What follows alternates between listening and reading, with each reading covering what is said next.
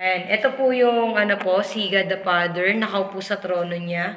Ito yung pinakang upuan, koronang tinik, ulo, braso, tsaka po yung kamay. Ito po yung tuhod po, yung binte. Dito po kayo mag-wish ng for peace of mind. Tapos next po, ito yung God the Holy Spirit. Ito yung pinakang ulo.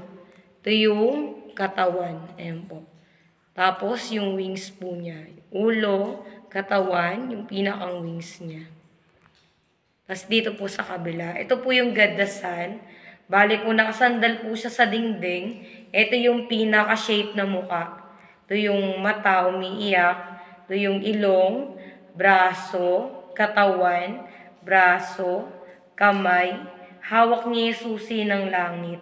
Tapos ito yung Our Lady of Miraculous Medal. Ito yung ulo, yung kapa. God the Father, God the Son, God the Holy Spirit.